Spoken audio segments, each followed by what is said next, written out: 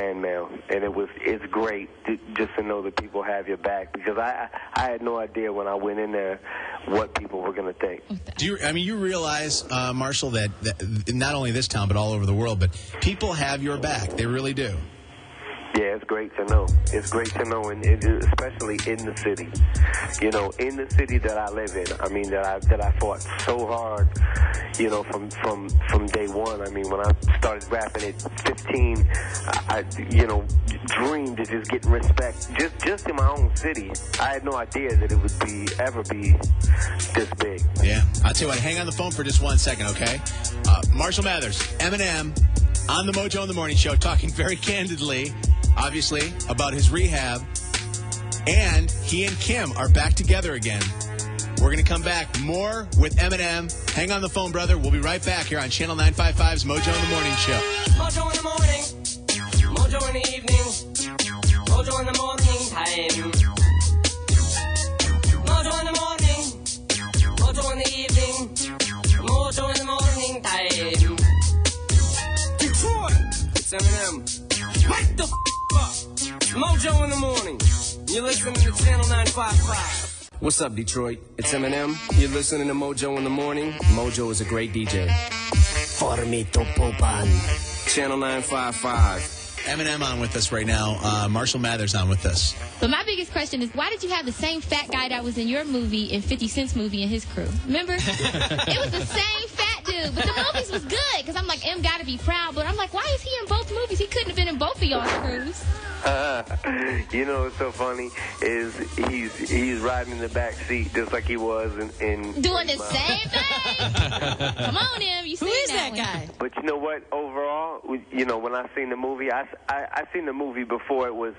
I seen it raw. You know, there was extra footage and all that stuff. But I'll tell you what, 50 did his thing. You know, I had no idea that he had it in him to actually do what he did. We talked about the fact that we didn't realize 50 was. We don't want to talk about the that well endowed. Holy. Talking about the naked part. Yeah. When 50 was naked. Yeah, that impressed Kyra. That's all she brought back from the premiere when she flew to Las Vegas to watch it with 50. That's all she remembered. That's the only part that kind of scarred me for life. You wish you went for popcorn at that point. But yeah. And plus, when I saw it, the scene was extended. Oh, the scene was extended. I'm so jealous. Bonus for you. What are these reports about you doing a boxing movie? Is that really happening? I box, but as far as doing a movie, I just do it for, you know, the cardiovascular and just to get hit and hit back. You know, that's always fun.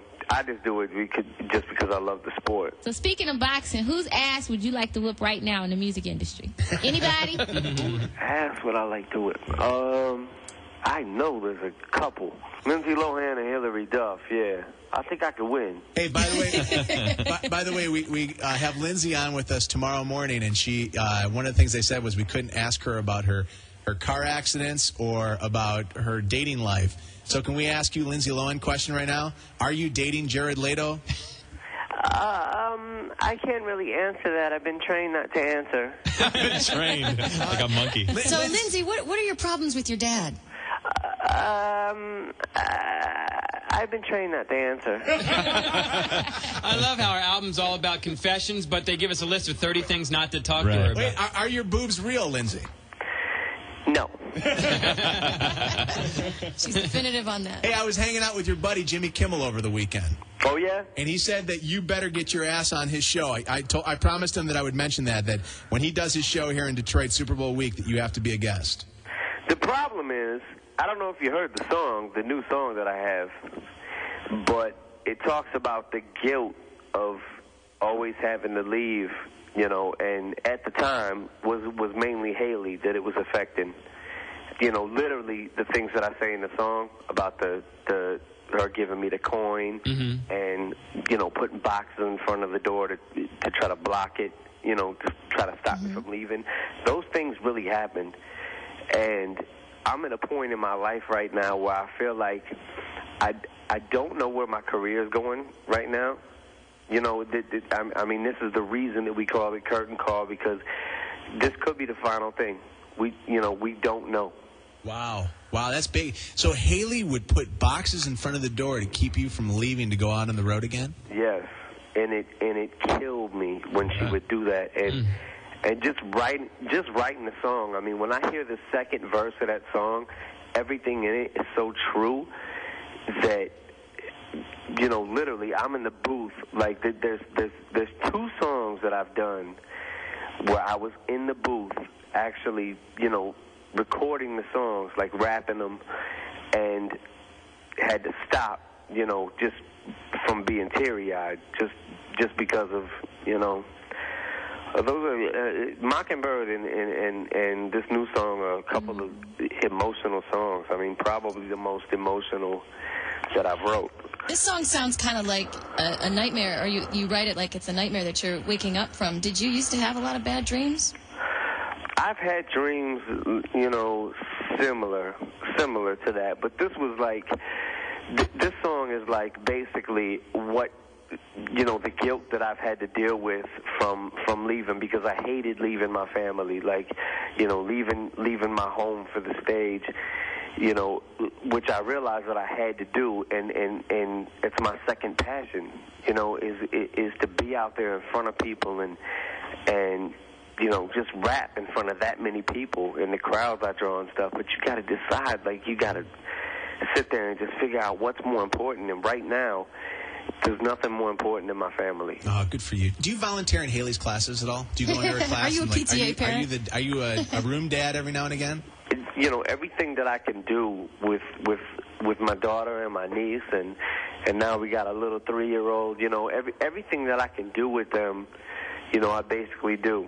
And when I go to Haley's school and when I go to my niece's school that I've adopted, when I go to her school, you know, if people approach me and you know, I try to be as cool as I can, but I'm like, you know, look, I'm not Eminem. I'm, you know, right. I'm Elena's uncle. I'm Haley's dad. You know, this is not what I'm here for. This is cool, man. It's right around the holidays. We're hanging out with Eminem right now.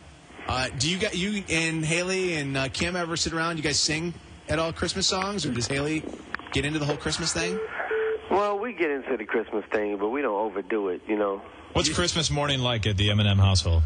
Oh God! Is there any room in the place, or is there presents everywhere? I just grab a big garbage bag and just, you know, as they're unwrapping presents, just stuff them in the garbage. You're bag. in charge of the paper. He's a typical dad. Picking up the wrapping paper. I'm in charge of the wrapping paper.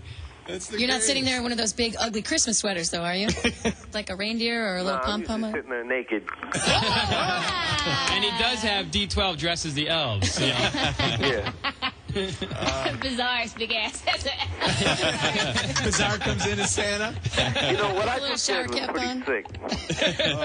sick. I can't get that picture out of my head, Mojo, of Marshall and the family sitting around singing cheerful little carols. Yeah. You know? Come on, I would kill to hear Eminem sing a Christmas song. Can you sing like Jingle Bells for us? Okay, listen. I really don't know if it's time for me to do some kind of Christmas rhyme. He's focusing on the family. But I'm focusing on my family, and I'm trying to get through this interview. But I'm in an inner tube, in the nude, having an interlude. Not with Mojo. Certainly not with Mojo. Because we all know that Mojo is a mother home. Oh, man. That's good stuff. It's an honor! I'm telling you, see, he'll be open about rehab and marriage and retirement and his family life, but get him to sing Jingle Bells. It's not going to happen. That's when he clams up and pulls a Lindsay Lohan. All right, Eminem, Curtain Call, the hits, in stores. Congratulations to you. Have a great holiday. Well, thank you. And thank you for playing my stuff so much. Dude, did you ever turn the radio on and say, God, will those guys stop playing that? I don't. I turn the radio on and go, yes. It's Eminem radio all the time, so. Yeah, I truly believe that, you know, and I've always wanted to say that if we ever got a chance to do an interview, because I feel like I almost would barely exist in this city if it was not for this station. So, Family, don't be acting shy. Come around. You know we got a key card waiting for you. Oh, so he's come on leaning over in here. for the hug right now. Do you feel it? Hug it out, The bitches. problem hug is it out. we're on too early for him to come in. He's